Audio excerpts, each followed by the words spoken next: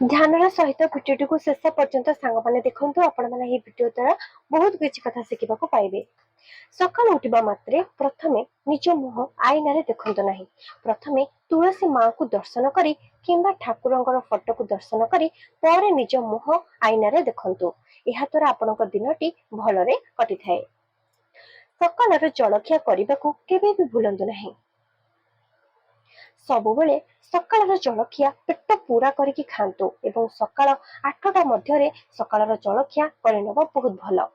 सकाल समय आपण जदि खाली पेट रहिबे उपवास रे रहिबे तेबे अनेक प्रकार बीमारी सृष्टि होई पारे एवं अनेक प्रकार गैस एसिडिटी ए सब मध्ये होई पारे। केबे भी सकाल समय उपवास रहंतु नाही, पेट भरिकी खातु। घरोई देशी उपचार करुथिले किछि समय अपेक्षा करंतु, भल रिजल्ट पाइबे।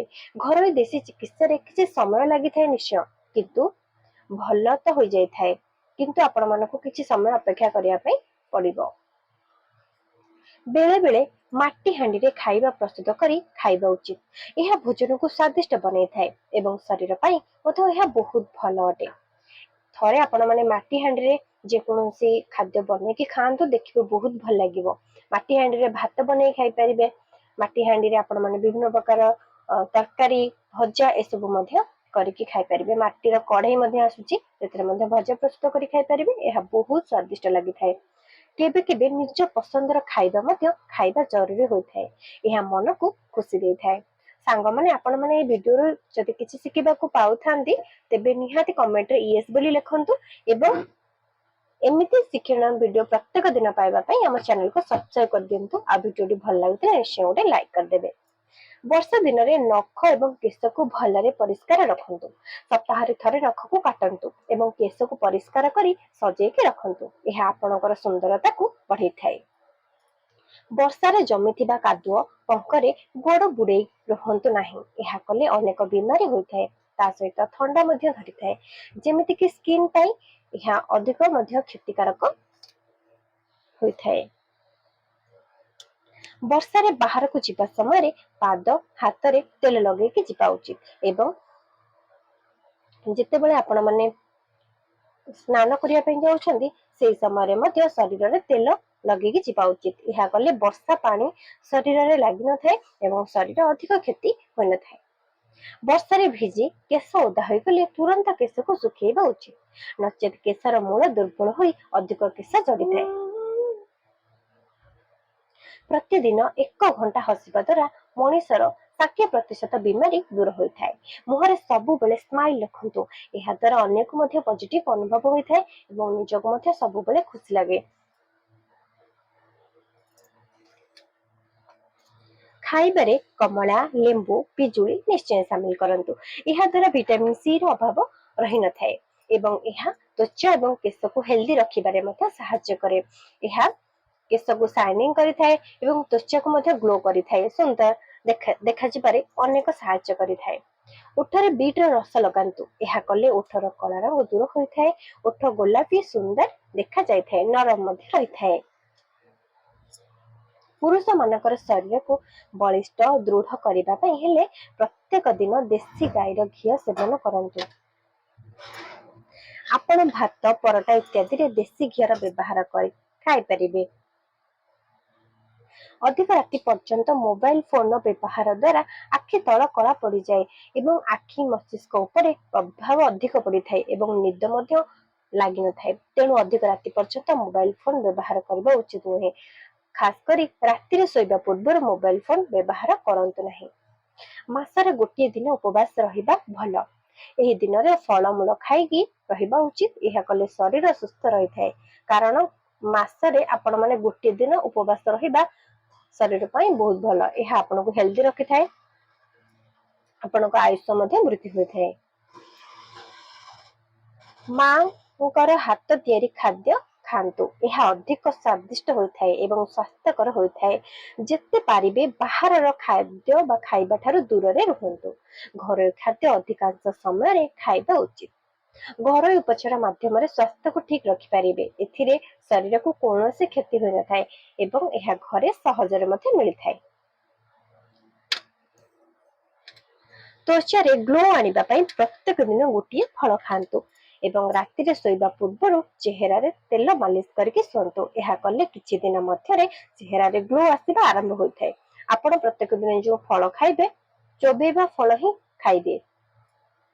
ଯେମିତିକି ପିଜୁଳି ହେଲା, ସେଓ ହେଲା, ନାସପାତି ହେଲା, ଯାହାକୁ ଆପଣ ମାନେ ଚୋବେଇକି ଖାଇପାରିବେ ସେଇ ସବୁ ଫଳ ଖାଇଲେ ଭଲ, ଦାନ୍ତ ପାଇଁ ମଧ୍ୟ ଭଲ, ଦାନ୍ତ ମଜବୁତ ରହେ ଆଉ ଦାନ୍ତ ମଧ୍ୟ ସଫା ରହେ। ଅଁଳା, ସପୁରି, ପଣସ, ପିଜୁଳି ଖାଇବା ଦ୍ୱାରା କେଶର ଭଲରେ ଗ୍ରୋଥ ହୋଇଥାଏ। ପିଜୁଳିରେ ଅଧିକ ମାତ୍ରାରେ ଭିଟାମିନ ସି ଏବଂ ବି ରହିଥାଏ। ଏହା କେଶକୁ ମଜବୁତ କରିବା ସହିତ ଗ୍ରୋଥ କରିବାରେ ମଧ୍ୟ ସାହାଯ୍ୟ କରେ। ପିଜୁଳି ଖାଇବାକୁ ମଧ୍ୟ ବହୁତ ଟେଷ୍ଟ ଲାଗେ। ନର୍ମାଲ ପାଣିରେ 1 ଚାମଚ ମହୁ, ଅଳ୍ପ ଲେମ୍ବୁ ରସ ଏବଂ କିଛି ଲୁଣ ପକେଇକି ସେହି ପାଣିରେ ମୁହଁ ଧୋଇବା ଦ୍ୱାରା ମୁହଁ ଚମକଦାର ହୋଇଥାଏ। ଯଦି ଭାତ ସହିତ କ୍ଷୀର ଗୋଳେଇକି ଖାଆନ୍ତି ତେବେ ଏହା ଗର୍ଭବତୀ ମହିଳା ମାନଙ୍କ ପାଇଁ ବହୁତ ଫାଇଦା ଦେଇଥାଏ। ନିଶ୍ଚୟ ଗର୍ଭବତୀ ମହିଳା ମାନେ ଭାତରେ କ୍ଷୀର ଗୋଳେଇକି ଖାଆନ୍ତୁ, ଏହା ଶିଶୁକୁ ମଧ୍ୟ ହେଲ୍ଦି ରଖିଥାଏ। ଶାରୀରିକ ପରିଶ୍ରମ କରିବା ଦ୍ୱାରା ଶରୀରରୁ ବାହାରୁଥିବା ଝାଳ ଶରୀର ପାଇଁ ବହୁତ ଲାଭଦାୟକ ହୋଇଥାଏ। ଝାଳ ବାହାରିବା ଦ୍ୱାରା ଶରୀରରେ ମୋଟାପାର ଭୟ ନଥାଏ। ସେଥିପାଇଁ ପ୍ରତିଦିନ କିଛି ନା କିଛି ଶାରୀରିକ ପରିଶ୍ରମ କରନ୍ତୁ, ସାରା ଜୀବନ ସୁସ୍ଥ ରୁହନ୍ତୁ। ଆପଣ ନିୟମିତ ପାଳଙ୍ଗ ଶାଗ ଖାଆନ୍ତୁ। ଏମିତି କଲେ ଶରୀରରେ କେବେ ବି ରକ୍ତର ଅଭାବ ରହିନଥାଏ। ଆପଣ ପାଳଙ୍ଗ ପରଟା, ପାଳଙ୍ଗ ପନିର, ପାଳଙ୍ଗ ଶାଗର ଭଜା, ତରକାରୀ ଇତ୍ୟାଦି କରିକି ଖାଆନ୍ତୁ। ଏହା ଅଧିକ ହେଲ୍ଦି ହୋଇଥାଏ। ବିଭିନ୍ନ ପ୍ରକାର ରେସିପି ଖାଆନ୍ତୁ ଯାହାକି ଆପଣମାନଙ୍କୁ ସ୍ୱାଦିଷ୍ଟ ଲାଗିବ, ବାରମ୍ବାର ଖାଇବାକୁ ମଧ୍ୟ ଇଚ୍ଛା ହବ। ତା ସହିତ ଏହା ଖାଇଲେ ଆପଣଙ୍କ ଶରୀରରେ କେବେ ବି ରକ୍ତର ଅଭାବ ରହିବନି। ଶୁଦ୍ଧ ରନ୍ଧା ନଡ଼ିଆ ତେଲରେ ମେଥି ଦାନା ପକେଇକି ପ୍ରତି ସପ୍ତାହରେ କେଶରେ 2 ରୁ 3 ଥର ମାଲିସ କରନ୍ତୁ। ଦେଖିବେ କେଶ କେତେ ଶୀଘ୍ର ବଢିଯିବ ଆଉ କେଶ ଝଡ଼ିବା ସମସ୍ୟା ମଧ୍ୟ ବନ୍ଦ ହୋଇଯିବ ଖୁବ ଶୀଘ୍ର। ସେଥିପାଇଁ ଆପଣମାନଙ୍କୁ କିଛି ସମୟ ଧୈର୍ଯ୍ୟ ରଖିବା ପାଇଁ ପଡିବ ଏବଂ ଏହି ରେମେଡିଜକୁ ଆପଣମାନେ ସପ୍ତାହରେ ତୁମ କେଶରେ ନିଶ୍ଚୟ ଆପ୍ଲାଏ କରିବା ପାଇଁ ପଡିବ। ଅତ୍ୟଧିକ ଥଣ୍ଡା ହୋଇଥିବା ସମୟରେ ଫ୍ରିଜର ପାଣି କମ ପିଇବା ଉଚିତ। ଥଣ୍ଡା ସମୟରେ ଥଣ୍ଡା ପାଣି ପିଇଲେ ଅଧିକ ଥଣ୍ଡା କାଶ ବଢିଥାଏ। ଏହି ସମୟରେ ଉଷୁମ ପାଣି କରିକି ଛାଣିକି ପିଇବା ଭଲ। ଏହା କଲେ ଆପଣଙ୍କର ଥଣ୍ଡା ଖୁବ ଶୀଘ୍ର ରିକଭର ହୋଇଥାଏ ବା ଆପଣଙ୍କ ଶରୀର ଶୀଘ୍ର ଠିକ ହୋଇଯାଏ। ଯଦି ପେଟରେ ହଠାତ୍ ଯନ୍ତ୍ରଣା ଆରମ୍ଭ ହୋଇଯାଏ ତାହେଲେ ତୁରନ୍ତ ଉଷୁମ ପାଣିରେ ସନ୍ଦେହ ଲୁଣ ପକେଇକି ପିଇଲେ ତୁରନ୍ତ ପେଟ ଯନ୍ତ୍ରଣାର ଆରାମ ମିଳିଥାଏ। ସାଙ୍ଗମାନେ ଏପର୍ଯ୍ୟନ୍ତ ଯେଉଁମାନେ ଭିଡିଓଟି ଦେଖିଲେଣି ସେମାନଙ୍କୁ ବହୁତ ବହୁତ ଧନ୍ୟବାଦ। ଯଦି ଭିଡିଓଟି ଆପଣମାନଙ୍କୁ ଭଲ ଲାଗୁଥାଏ ତେବେ ନିହାତି ଗୋଟେ ଛୋଟିଆ ଲାଇକ୍ ସାଙ୍ଗମାନେ କରିଦେବେ। ଆପଣମାନଙ୍କର ଗୋଟିଏ ଛୋଟିଆ ଲାଇକ୍ ମତେ ମୋଟିଭେସନ ଦଉଛି ଭିଡିଓ ବନେଇବା ପାଇଁ। ତ ନିହାତି ଗୋଟିଏ ଛୋଟିଆ ଲାଇକ୍ ସାଙ୍ଗମାନେ କରିଦିଅନ୍ତୁ। ସକାଳୁ ପ୍ରଥମେ ଉଠିବା ପରେ ସ୍ଲୋ ମ୍ୟୁଜିକ କିମ୍ବା ଭଜନ ଶୁଣିବା ଉଚିତ। ଏହା ମନକୁ ଶାନ୍ତ ରଖିଥାଏ, ମସ୍ତିଷ୍କକୁ ସ୍ଥିର ରଖିଥାଏ। ପ୍ରତିଦିନ ଏହି ଅଭ୍ୟାସ କରିବା ବହୁତ ଭଲ। ଚେହେରାକୁ ଭଲରେ ସଫା କରିବା ପାଇଁ ଅଧା ଗିନା ଚାଉଳ ଧୁଆ ପାଣି ନିଅନ୍ତୁ। ତୁଳା ସାହାଯ୍ୟରେ ଚେହେରାରେ ଲଗାନ୍ତୁ। ଏହା ଦ୍ୱାରା ଚେହେରାରେ ଥିବା ସବୁ ଧୂଳି ମଇଳା ସହଜରେ ବାହାରି ଯାଇଥାଏ। ଚିନି, ମହୁ ଏବଂ ନଡ଼ିଆ ତେଲକୁ ଭଲ ଭାବରେ ମିଶେଇକି ଓଠରେ ମାଲିସ କଲେ ଓଠ କମଳ ହେବା ସହିତ ଗୋଲାପୀ ରଙ୍ଗ ମଧ୍ୟ ହୋଇଥାଏ। ଯେଉଁମାନଙ୍କର ଓଠ କଳା ରଙ୍ଗ ଅଛି ସେମାନେ ନିହାତି ଏଇ ରେମେଡିଜକୁ ଆପ୍ଲାଏ କରନ୍ତୁ। ସତେଜ ଭାତ ଅପେକ୍ଷା ବାସି ପଖାଳରେ ଅଧିକ ଫାଇବର ରହିଥାଏ। ଏହା ପାଚନ ତନ୍ତ୍ରକୁ ସୁସ୍ଥ ରଖିଥାଏ, କୋଷ୍ଠକାଠିନ୍ୟକୁ ଦୂର କରିଥାଏ। ଅତ୍ୟଧିକ ଥଣ୍ଡା ଏବଂ ଏସନଫୁଲିଆ ଥିଲେ ସେହି ସମୟରେ ବାସି ପଖାଳକୁ ଆଭଏଡ କରିବା ଉଚିତ। ଅଧିକ ରାତିରେ ଭୋଜନ କରିବା ଦ୍ୱାରା କ୍ୟାନ୍ସର ହେବାର ଆଶଙ୍କା ଅଧିକ ବଢିବା ସହିତ ଆହୁରି ଅନେକ ପ୍ରକାର ବିମାରୀ ହେବାର ଆଶଙ୍କା ରହିଥାଏ। ଅତ୍ୟଧିକ ଲୁଣ ଖାଦ୍ୟରେ ସେବନ କଲେ ପରିସ୍ରା ଦ୍ୱାରା ଶରୀରରୁ କ୍ୟାଲସିୟମ ବାହାରି ଯାଇଥାଏ ଏବଂ ସୁସ୍ଥ ରହିବା ପାଇଁ ହେଲେ ପ୍ରତ୍ୟେକ ଦିନ ସନ୍ଦେହ ଲୁଣ ଖାଆନ୍ତୁ। ଖାଦ୍ୟରେ ସନ୍ଦେହ ଲୁଣର ବ୍ୟବହାର କରିବା ଶିଖନ୍ତୁ, ଖାଆନ୍ତୁ। ଭଲ ନିଦ ହେବା ପାଇଁ ହେଲେ ଶୋଇବାର 2 ଘଣ୍ଟା ପୂର୍ବରୁ ଅଧିକ ଲାଇଟ୍ ବା ଆଲୋକ ଠାରୁ ଟିକେ ଦୂରରେ ରୁହନ୍ତୁ। ଶୋଇବା ପୂର୍ବରୁ ମୋବାଇଲ ଫୋନ ବ୍ୟବହାର କରନ୍ତୁ ନାହିଁ। ଦେଖିବେ ଭଲରେ ନିଦ ଆସିବ ଏବଂ ଶୋଇବା ପୂର୍ବରୁ ଗୋଡ ହାତ ଧୋଇକି ଶୁଅନ୍ତୁ। ଦେଖିବେ ନିଦ ଯାହାକୁ ହେଉନଥିବ ଭଲରେ ନିଦ ହବ। ସବୁବେଳେ ହେଲ୍ଦି ରହିବା ପାଇଁ ପ୍ରତ୍ୟେକ ଦିନ ଏକ୍ସରସାଇଜ ସକାଳୁ ସକାଳୁ କରନ୍ତୁ କିମ୍ବା ସକାଳୁ ପାଦରେ ଚାଲିବାର ଅଭ୍ୟାସ କରନ୍ତୁ। ଖାଲି ପାଦରେ ଯଦି ଘାସ ଉପରେ ଚାଲନ୍ତି ତେବେ ଏହା ମଧ୍ୟ ବହୁତ ଭଲ ଅଟେ। ଏମିତି କଲେ ଆପଣ ଅଧିକ ଦିନ ପର୍ଯ୍ୟନ୍ତ ହେଲ୍ଦି ଆଉ ସୁସ୍ଥ ରହିବେ। ଆଜିର ଏହି ଭିଡିଓଟି ସମ୍ପୂର୍ଣ୍ଣ ସରିଯାଇଛି। ଆଜିର ଏହି ସୁନ୍ଦର ସୁନ୍ଦର ଟିପ୍ସ ଆପଣମାନଙ୍କୁ କିପରି ଲାଗିଲା ନିଶ୍ଚୟ କମେଣ୍ଟରେ କୁହନ୍ତୁ। ଯଦି ବି ଭଲ ଲାଗିଲା ତେବେ ନିଶ୍ଚିନ୍ତ କମେଣ୍ଟରେ ୟେସ୍ ଲେଖନ୍ତୁ ଯଦି କିଛି ଶିଖିବାକୁ ପାଇଛନ୍ତି ତାହେଲେ। ଏବଂ ଭିଡିଓଟି ଯଦି ଭଲ ଲାଗିଛି ତେବେ ନିଶ୍ଚୟ ଗୋଟେ ଲାଇକ୍ କରିଦେବେ, ସାଙ୍ଗମାନଙ୍କୁ ସେୟାର କରିବେ। ଆଉ ଏମିତି ପ୍ରତ୍ୟେକ ଦିନ ଯଦି ଶିକ୍ଷଣୀୟ ଭିଡିଓ ଦେଖିବା ପାଇଁ ଚାହାନ୍ତି, ଶିକ୍ଷଣୀୟ କଥା ଶିଖିବାକୁ ଚାହାନ୍ତି ତାହେଲେ ନିହାତି ଆମ ଚ୍ୟାନେଲକୁ ସବସ୍କ୍ରାଇବ କରିକି ପାଖରେ ଥିବା ବେଲ୍ ନୋଟିଫିକେସନକୁ ଅନ୍ କରି ରଖନ୍ତୁ।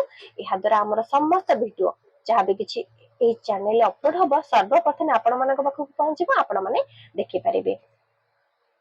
ଜୟ ଜଗନ୍ନାଥ। ଧନ୍ୟବାଦ ସାଙ୍ଗମାନେ, ରହୁଛି। ନମସ୍କାର।